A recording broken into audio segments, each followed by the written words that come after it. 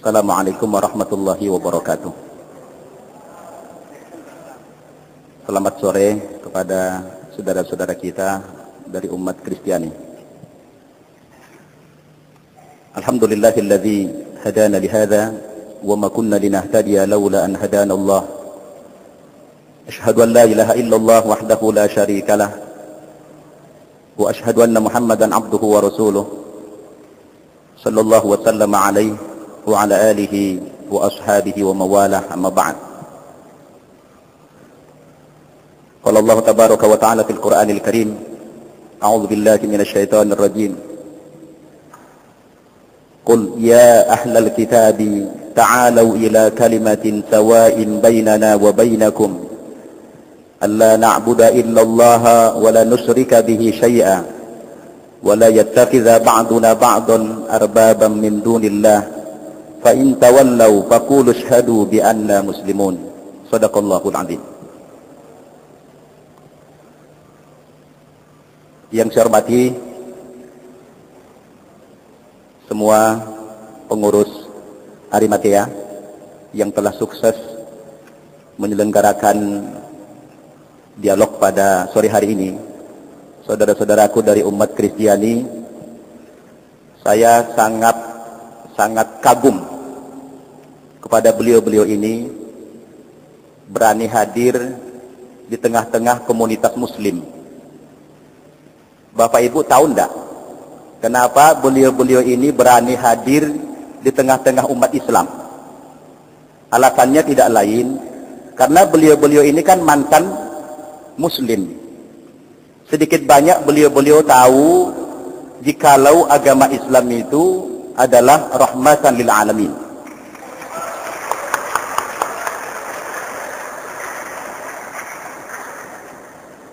Agama Islam itu agama yang damai.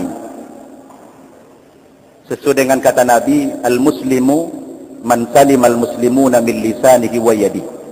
Yang dikatakan muslim itu apabila dia bisa mengamankan orang lain termasuk muslim maupun non-muslim dari gangguan lisan dan tangannya.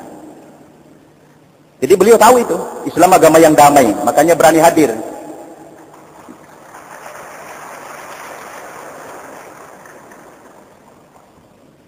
Dan di kalangan kita ini kan tidak ada teroris ini. Betul enggak? Jadi Bapak Ibu, kalau orang non-muslim masuk ke kampung, ke rumah orang Islam, pasti aman, pasti damai. Betul tidak? Mereka tidak akan pernah ada teror, karena Islam itu anti terorisme. Baik Bapak Ibu, biasanya kalau terakhir kan lebih banyak jatahnya. Iya Pak ya? Lebih banyak biasanya. Karena saya ini sudah jadi penceramah, jadi kalau ceramah itu minimal 3 jam biasanya. Perkenalkan, nama saya Syamsul Arifin Nababan. Mendengar namanya saja pasti bukan orang Jawa kan begitu, orang Batak. Nababan. Kalau di kampung saya di tanah Batak sana, Nababan itu marga yang paling spektakuler. Saya katakan spektakuler karena bisa dibolak-balik. Dibaca dari depan Nababan, dari belakang juga Nababan.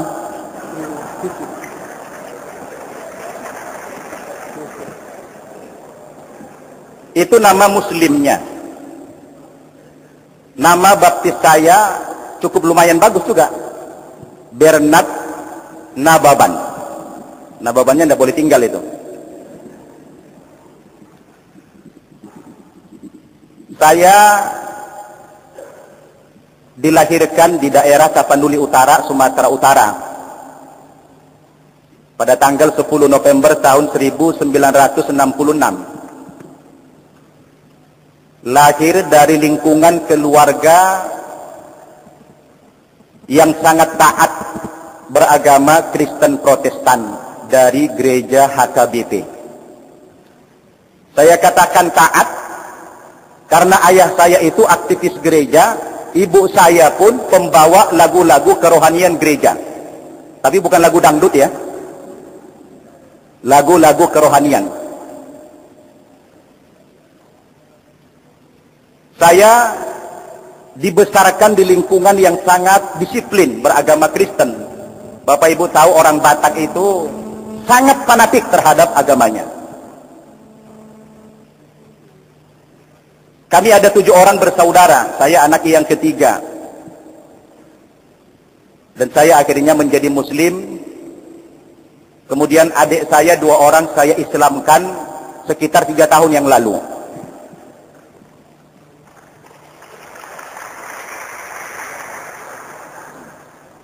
Pendidikan terakhir saya di Kristen SMA, tetapi pernah sebentar masuk ke Sekolah Tinggi Teologi HKBP Nomenken. Sayang karena ayah saya itu meninggal dunia tahun 86, sehingga kejiwaan saya waktu itu terganggu karena saya sangat disayang oleh ayah. Karena di antara anak-anak, beliau itu saya yang paling dekat kepada orang tua dan sangat menjiwai agama Kristen itu. Setelah saya masuk Islam, saya langsung masuk ke pesantren cabang Gontor di Jawa Timur sana, di Jember. Kebetulan begitu masuk Islam bisa baca Al-Quran dalam waktu 1 minggu. Alhamdulillah. Makanya saya prihatin kalau di Jakarta ini banyak saya lihat anak-anak Islam yang berumur 60 tahun tidak bisa baca Quran. Anak-anak umur 60 tahun Pak tidak bisa baca Quran. Di Jakarta banyak. Tapi kalau yang hadir ini tidak ada itu. Tidak ada yang ngaku.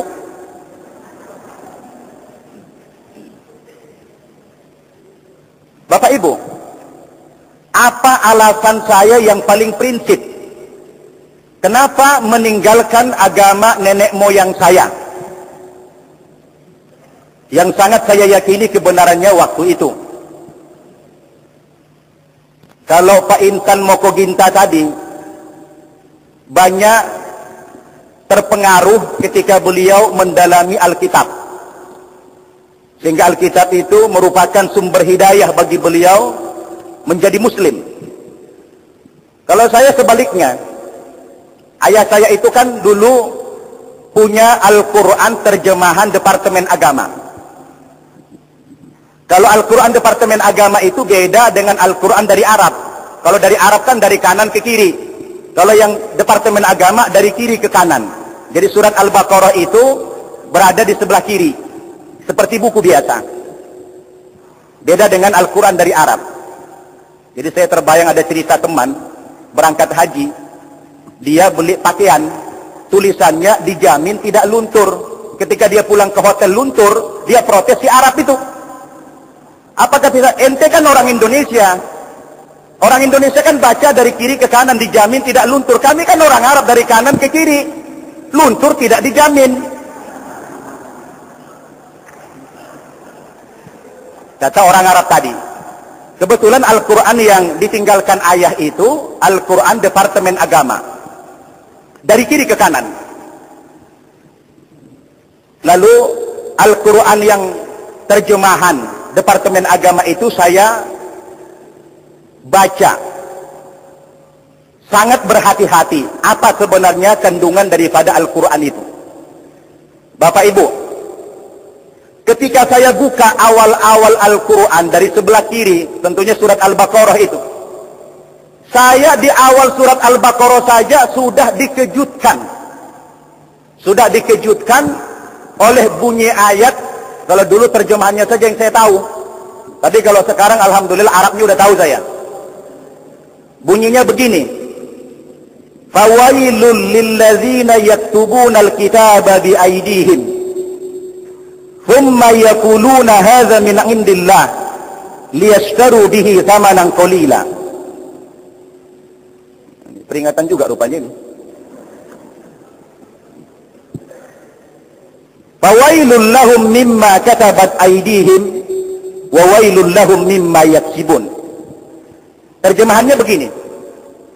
Al-Qur'annya orang Islam berkata, kata Allah, kecelakaan besarlah atas orang-orang yang telah menulis Alkitab dengan tangan-tangan mereka sendiri. Lalu mereka mengatakan ini dari sisi Tuhan. Tapi Al-Quran mengatakan tidak. Alkitab itu sudah ditulis oleh tangan manusia. Diulangi lagi oleh Quran, kecelakaan besarlah atas orang-orang yang menulis Alkitab dengan tangan mereka sendiri, dan kecelakaan besarlah atas orang-orang dari apa yang mereka usahakan sendiri. Saya kan sebagai umat Kristiani kaget baca ayat ini. Baru lagi di awal-awal ayat 79 surat Al-Baqarah sudah memprotes Alkitab. Bagaimana tidak kaget saya? Sementara dalil yang seperti itu tidak ada satu ayat pun saya jumpai dalam Al-Quran yang mengkritisi, dalam Alkitab yang mengkritisi Al-Quran tidak ada kita jumpai. Saya penasaran Pak, di samping kaget, penasaran, kok ini Al-Qurannya orang Islam mendiskreditkan Alkitab, mengatakan Alkitab itu ditulis oleh tangan manusia atau oleh rekayasa otak manusia. Saya kan penasaran, apa iya sih seperti itu Alkitab?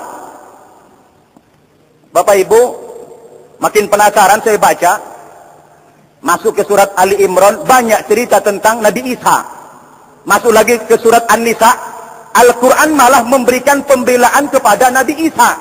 Di saat orang Nasrani mengatakan Nabi Isa itu sudah mati terbunuh dan tersalib, justru Al-Quran memberikan pembelaan. Kata Quran itu, wa ma qataluhu wa ma salabuhu walakin syubbiha lahum. Nabi Isa itu kata Quran tidak mati terbunuh, tidak mati tersalib, tapi yang terbunuh dan tersalib ketika itu orang yang diserupakan wajahnya persis seperti Nabi Isa. Begitulah kalau orang Batak pidato. Waktunya sudah habis. Iya. Boleh minta diskon enggak ini kira-kira ini? Kalau teman saya sudah membatasi Anda, maka jadi, saya tambah sedikit lagi Pak, supaya tidak ngambang nanti. Ketika saya coba melanjutkan, lalu saya terbayang, karena saya kritis waktu itu. Saya tidak subjektif, saya harus objektif waktu itu kan. Apa iya sih tuduhan Al-Quran, Alkitabnya orang Kristen itu adalah buatan manusia? Begitu saya Pak penasaran, 2 tahun saya membuka Alkitab ini sampai habis ini saya baca ini. Ternyata setelah saya cerna dengan akal saya, betul juga. Ternyata pernyataan Quran itu bukan fitnah, malah fakta. Salah satu contoh, hari ini ingin saya buktikan terhadap pernyataan Quran tadi, supaya tidak fitnah begitu.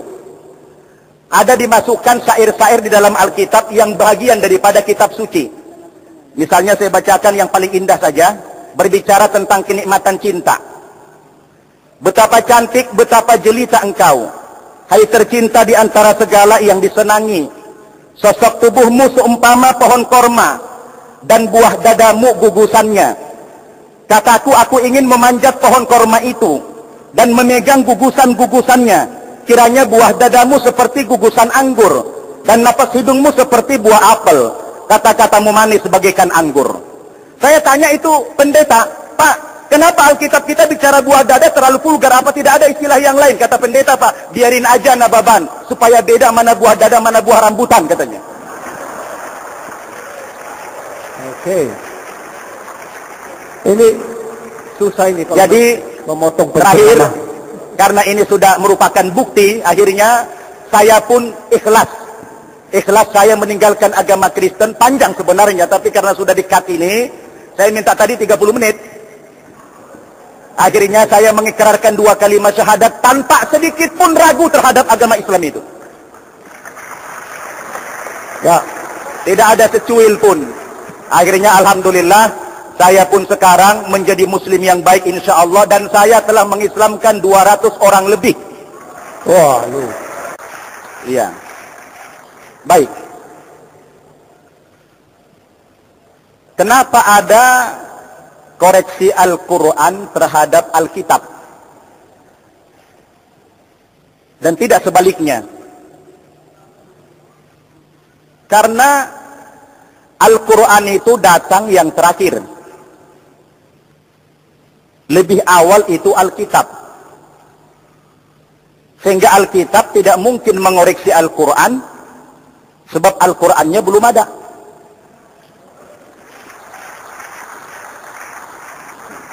Logika yang sederhana, apa mungkin Orde Lama mengoreksi kesalahan Orde Baru? Mungkin tidak Orde Baru mengoreksi penyimpangan-penyimpangan pemerintah Orde Lama. Begitulah Al-Quran itu. Al-Quran datang yang terakhir. Ketika terjadi penyimpangan firman-firman Tuhan sebelumnya, Al-Quran itu kan mengakui bahwa sebelum Al-Quran datang, ada kitab-kitab yang sebelumnya diturunkan oleh Allah. Itulah Taurat yang diberikan kepada Nabi Musa atau Moses. Kemudian yang kedua, Zabur atau Mazmur Daud. Lalu yang ketiga, Injil yang diberikan kepada Nabi Isa. Jadi sangat wajar kalau Al-Quran mengoreksi fawailul lilladzina yaktubuna alkitaba biaidihim tadi. Itu bisa dibuktikan. Pernyataan Al-Quran itu bukan fitnah, tapi fakta.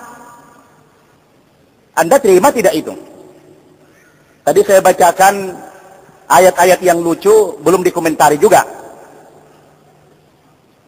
Nah, Bapak Ibu, sebenarnya di mana yang paling prinsip, yang paling mendasar perbedaan Islam dengan Kristen?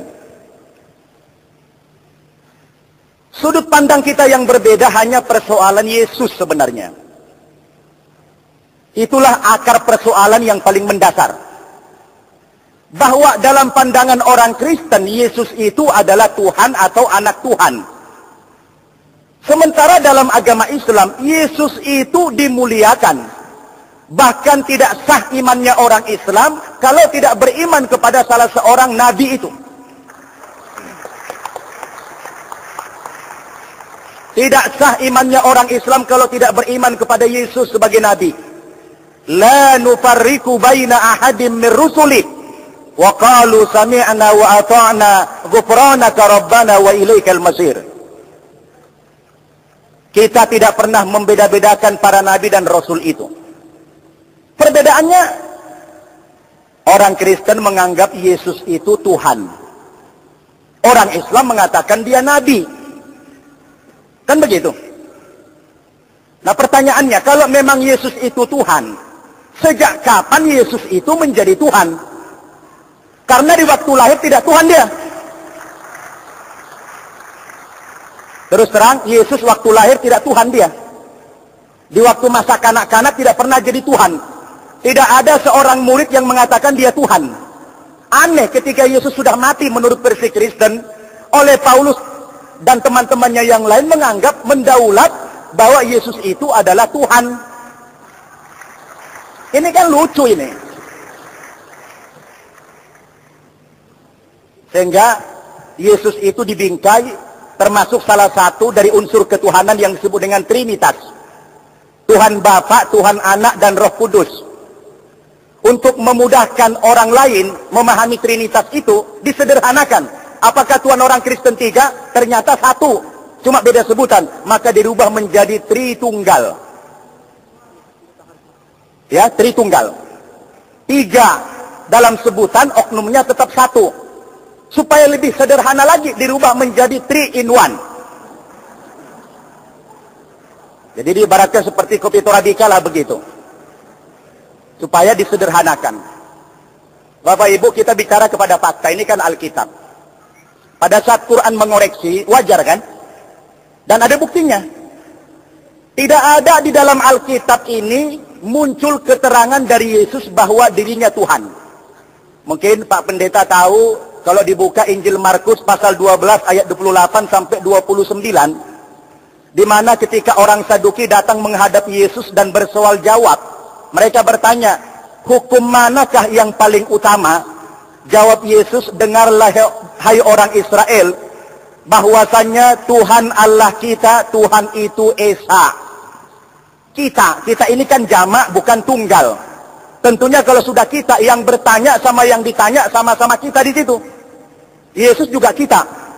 Dengarlah hai orang Israel, Tuhan Allah kita, Tuhan itu Esa. Bukan dia katakan, dengarlah hai orang Israel, Tuhan kamu saya. Enggak. Kasihilah Tuhan Allahmu dengan segenap hatimu, dengan segenap kekuatanmu, dengan segenap akal budimu. Dan hukum yang kedua adalah, kasihilah sesamamu seperti dirimu sendiri. Tidak ada hukum yang lebih baik, lebih utama daripada kedua hukum itu, kata Yesus. Ya, tidak ada hukum yang lebih baik daripada kedua hukum itu, yaitu Allah itu Esa dan berbuat baik kepada sesama manusia sebagaimana kepada diri sendiri. Sehingga disahut oleh orang Saduki tadi, tepat sekali perkataanmu itu, guru, bukan Tuhan. Guru katanya. Kalau memang Yesus itu guru, tidak beda dengan orang Islam. Yesus itu merupakan sebuah jalan yang memberikan penerangan kepada umat. Tidak akan pernah sampai manusia ini kepada Allah, kepada Tuhan yang sesungguhnya, tanpa melalui Yesus. Artinya Allah telah mendelegasikan Yesus itu kepada manusia, menjadi Rasul. Allah memberikan ajaran yang benar melalui Yesus. Kalau mereka tidak mengikuti Yesus, tidak mungkin sampai kepada Tuhan, yang pada gilirannya tidak mungkin masuk surga. Begitu sebenarnya. Oleh karena itu, kembalilah Pak Edi Sabto. Kalau Bapak mau kembali bertaubat, diterima Allah. Tadi Pak Edi Sabto mengatakan, apa mungkin Tuhan masih mengampuni saya? Insya Allah. Hari ini kalau Bapak sih disahadapkan, insya Allah. Allah masih akan mengampuni dosa beliau begitu. Kalau mau kembali lagi. Tapi jangan murtad lagi nanti. Nah, begitu ya. Saya mau bertanya. Ini menyangkut tentang keimanan. Sebenarnya Bapak-bapak pendeta, ini prinsip ini. Sejak kapan Yesus itu menjadi Tuhan, dan apa alasan-alasannya dia diangkat menjadi Tuhan? Karena waktu saya pelajari dulu, alasan orang Kristen mengatakan Yesus itu Tuhan, karena dia itu lahirnya tidak punya ayah. Sayangnya orang Nasrani tidak konsisten. Mestinya setiap anak yang lahir tidak punya ayah, Tuhan juga itu. Kemudian alasan yang kedua, karena Yesus itu bisa menghidupkan orang mati. Tidak mungkin manusia bisa menghidupkan orang mati. Itulah alasannya menjadi Tuhan. Tapi dalam Alkitab saya baca bahwa Yesus itu bukan satu-satunya yang pernah menghidupkan orang mati. Ada nabi yang lain yang bernama Nabi Eliasa. Coba Bapak Pendeta baca dalam kitab 2 Raja-Raja pasal 13 ayat 21. Bahwa Nabi Eliasa itu juga pernah menghidupkan orang mati. Bahkan caranya lebih canggih dari Yesus. Kalau Yesus menghidupkan orang mati, Yesusnya masih hidup. Tapi Nabi Eliasa ini bisa menghidupkan orang mati, dianya sudah menjadi tulang. Tapi bukan tulang Medan, Pak, ya. Ada bedanya tulang Medan dengan tulang di Jakarta ini, maksud saya.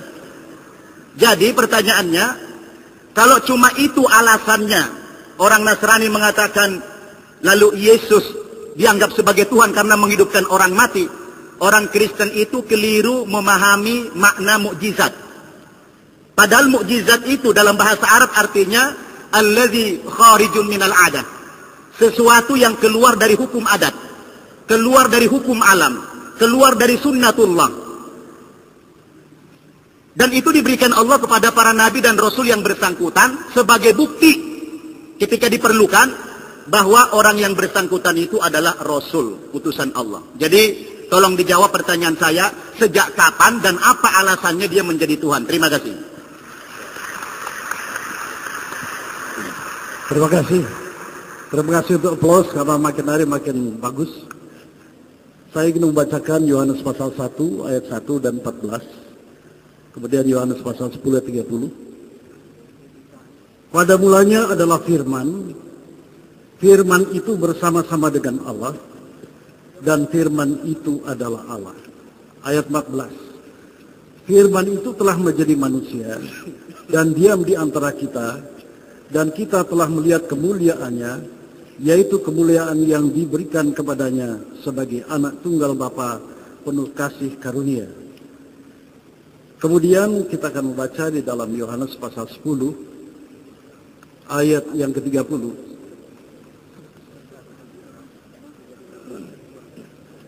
Yesus berkata, "Aku dan Bapa adalah satu." Jadi inilah iman Kristen. Kelahiran Yesus itu bukan pra-eksistensinya. Kelahiran saya dihitung mulai saya lahir.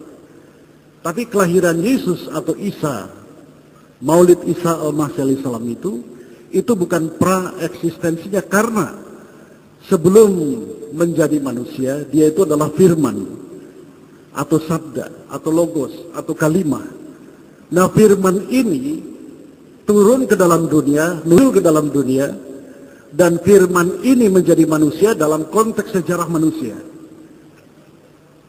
Dan ketika Yesus di dalam dia menyaksikan bahwa aku dan Bapa adalah satu, dan segala kuasa yang ada padanya itu adalah diberikan kepadanya. Jadi firman atau mimra atau kalimah itu telah menjadi manusia, kalimatul mutajasad.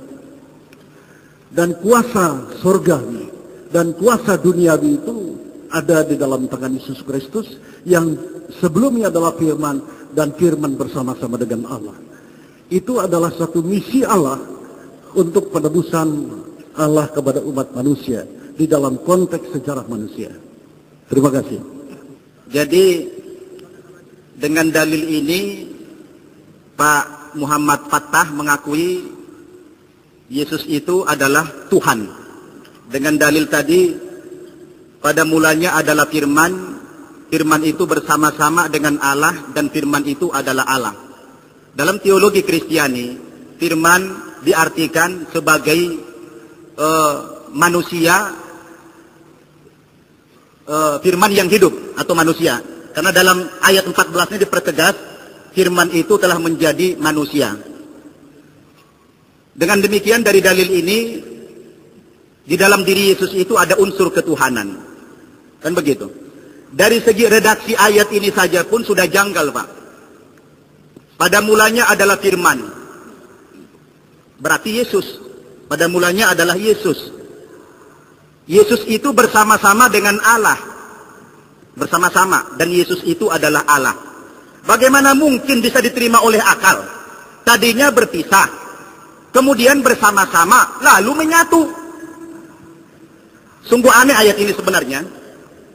Pada mulanya saya bersama-sama dengan Yusuf, dan saya adalah Yusuf.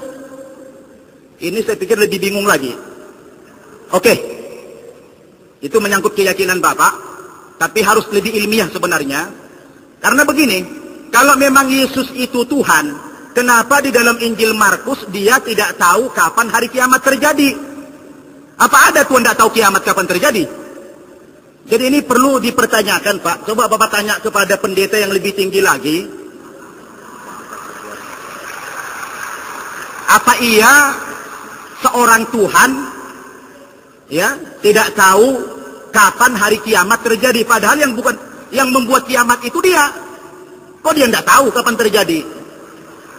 Coba Bapak baca dalam Injil Markus pasal 13. Ya. Injil Markus pasal 13 ayat 32 atau Injil Matius pasal 24 ayat 36. Jadi Yesus itu tidak tahu kapan hari kiamat terjadi. Nah, coba Bapak jawab.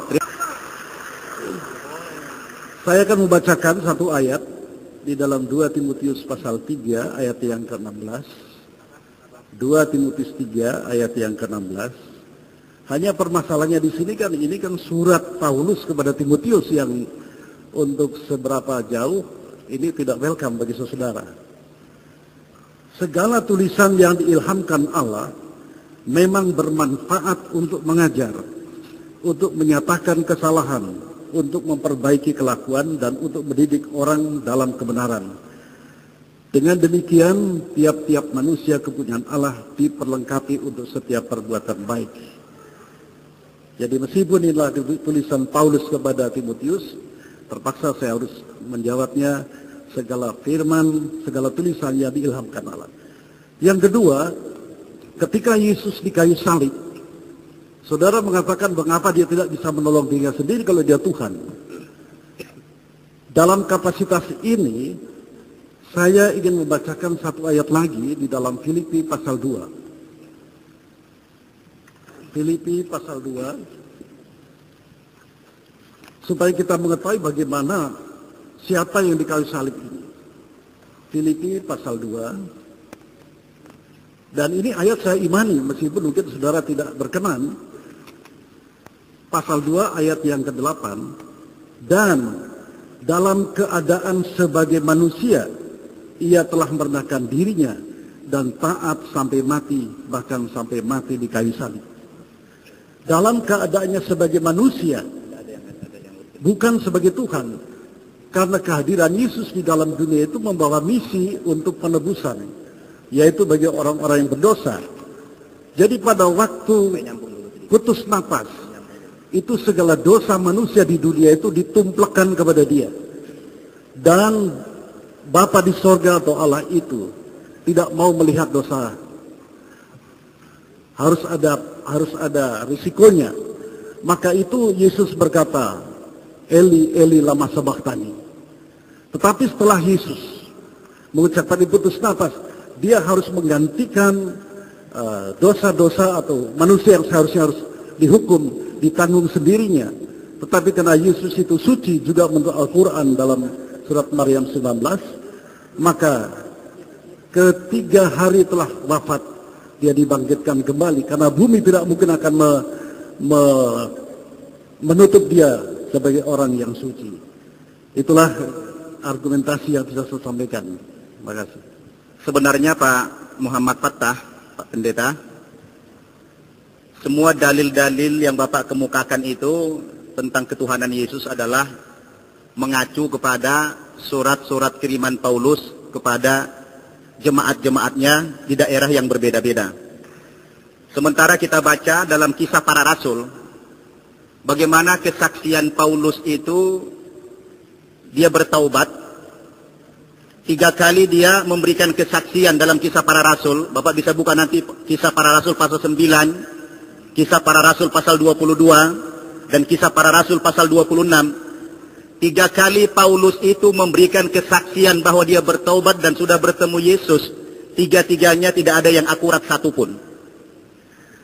Bagaimana mungkin Bapak menjadikan rujukan dalil-dalil yang dari Paulus, sementara dia sendiri bercerita pengalaman masuk Kristen, menjadi pengikut Yesus. Itu tidak ada yang akur satu sama lain.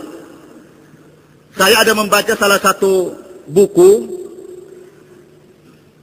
ungkapan dari Uskup John Selby Spong dari Amerika Serikat. Dia katakan begini, kalau Tuhan yang saya sembah adalah Tuhan seperti yang digambarkan oleh tokoh-tokoh gereja, maka Tuhan tersebut bukan hanya tidak dapat dipercaya, tapi juga tidak pantas untuk saya sembah. Kata beliau, kami para ilmuwan adalah mayoritas orang-orang beriman yang diam karena tidak punya otoritas di gereja, yang makin lama makin sulit untuk menjadi anggota gereja sekaligus menjadi orang yang berakal. Karena ajarannya tidak rasional tadi. Hati saya tidak mungkin mempercayai sesuatu yang ditolak oleh akal sehat saya. Ini kata John. Kemudian Profesor Gulder mengatakan, beliau ini guru besar ilmu perjanjian baru di Inggris, saya terpaksa harus meninggalkan agama Kristen dan dengan terpaksa pula menjadi ateis daripada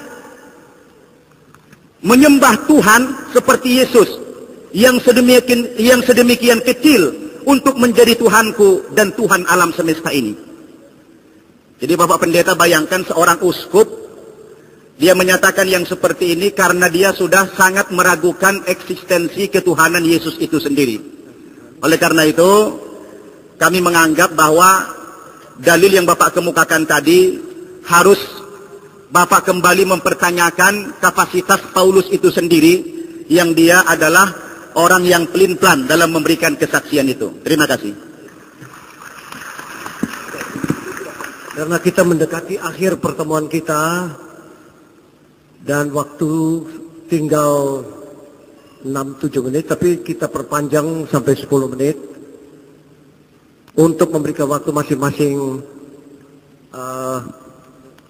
penanggap atau komentator kita yang merupakan ya kita anggap sesepuh atau wakil dari beberapa pakar ini untuk memberikan komentar masing-masing, kesan masing-masing diwakili satu orang. Bagaimana kesan saudara tentang pertemuan kita ini supaya ada tindak lanjut dan kelanjutannya. Baik, kami mulai dari Bapak dari pihak Islam. Siapa mewakili? Silakan. Assalamualaikum. Saya tidak akan mencampuri dialog antar dua pihak. Tapi saya ingin mengingatkan ada beberapa hal yang perlu kita perhatikan bersama. Satu, istilah Alkitab dalam Al-Quran. Ada 3 artinya. Satu, Alkitab artinya wahyu Allah yang diturunkan kepada para nabi dan rasulnya, yang kemudian dihimpun jadi yang disebut kitab suci itu. Kedua, Alkitab artinya catatan amaliyah manusia yang dikerjakan oleh malaikat atas perintah Allah. Yang ketiga, Alkitab tulisan manusia sendiri seperti yang dibacakan surat Al-Baqarah 79, surat Al-Imran 78. Jadi orang menulis ini kitab saya ini, yang nulis saya ini. Jadi ada 3 arti ini. Di samping itu nanti ada penurunannya. Arti utul kitab. Utul kitab itu umat yang diberi kitab. Dari mereka nanti ada yang iman, ada yang kafir. Yang ketiga, ahli kitab. Ahli kitab itu bukan orang pintar kitab. Ahli kitab perusak wahyu Allah. 37 kali dia pakai dalam Al-Quran. Lalu yang keempat, umul kitab. Umul kitab ada 3 artinya. Satu, kitab induk kepunyaan Allah. Kedua, umul kitab artinya surat Al-Fatihah. Ketiga, umul kitab artinya ayat muhkamat. Surat Al-Imran ayat 7. Itu yang perlu saya perhatikan. Yang kedua, tadi pertama kali yang disinggung masalah surat Al-Ma'idah ayat 68. Ini perlu saya ingatkan. Dan saya secara pribadi sudah kirim surat kepada Departemen Agama. Terjemah Departemen Agama atas bantuan saudara dia itu berbeda terjemahnya dengan terjemah Departemen Agama yang pertama yang 3 jilid. Nah, saudara kita dari Nasrani itu menggunakan terjemah yang dari bantuan Saudi Arabia. Hei ahli kitab, kamu tidak dipanjang benar-benar beragama sehingga kamu melaksanakan, menegakkan Taurat, Injil, dan Al-Quran. Terjemahnya begitu. Jadi dan Al-Quran di sini perlu dikoreksi karena bahasa Arabnya itu bukan begitu. Dan tafsir bahasa Arab juga ada yang semacam itu, saya juga tahu. Lihat tafsir Sofatul Tafasir dan tafsir Ibnu Katsir. Ini sama dengan terjemah dari Departemen bantuan dari Saudi Arabia. Ini perlu kita koreksi, tapi yang lain tidak. Yang ketiga, kata Tuhan. Kita orang Indonesia mengatakan Tuhan, menyebut Yesus Tuhan. Sini bantah Tuhan. Dalam Injil, tafsir Injil dalam bahasa Yunani yang diterjemah oleh Gereja Katolik dari ND tahun 65, sebenarnya kata Tuhan bagi Yesus itu tidak tepat katanya. Karena Kyrios bahasa Yunani artinya Tuhan, Lord, bukan God. Tapi kata mereka di sana, kami segan untuk mengganti sebutan Tuhan bagi Yesus karena sudah terlanjur umum dipakai. Kalau tidak keliru, kalau saya tidak khilaf, baca Injil, ya, tafsir bahasa Yunani, halaman 527 kalau tidak salah. Insya Allah. Itu yang perlu saya. Lalu tadi masalah terjemah Nisa turun. Ya, nazala Isa fikum, bukan alaikum, hati-hati bahasa Arabnya. Ya. Fikum itu bukan Nabi Isa yang telah mati sekarang akan datang, bukan itu. Contohnya lihat Al-Quran surat Al-Baqarah 151. Rasulan fikum di sana juga. Hubungan dengan Nabi Isa. Lalu yang kedua, yang berikutnya, kata-kata Maryam disebut Ukhti Harun. Harun kan zamannya Musa. Memang dalam bahasa Arab kata ukti, ahun itu bisa dipakai kepada semua orang. Lihat contoh surat Haji ayat 78. Ibrahim abikum. Ibrahim bapamu. Itu. Padahal kita kan tidak tahu mana Ibrahim itu ya. Ayah saya namanya Pak Sukoyudo, saya namanya Solihan Mahdum Sakyana, lain itu ya. Jadi ini penggunaan bahasa Arab tolong hati-hati ya. Jadi memang banyak kata-kata bahasa itu yang perlu kita perhatikan bersama. Ini yang perlu saya ingatkan semua. Saya kira itulah. Ada satu pertanyaan yang beredar melalui buletin-buletin, brosur-brosur bahwa Nabi Muhammad itu didoakan supaya selamat. Itu bukan doa, Pak. Itu ucapan salut. Di dalam Al-Quran dikatakan innallaha wa malaikatahu yusalluna 'alan nabi. Sesungguhnya Allah dan malaikatnya mengucapkan salawat kepada Nabi. Ya ayyuhalladzina amanu sallu 'alaihi wa sallimu taslima. Hai orang beriman, ucapkan pula salawat itu kepada nabimu. Jadi salawat bukan doa. Kalau salawat itu doa, maka Allah berdoa begini, wahai aku. Mana itu? Oh, dia yang Allah kok.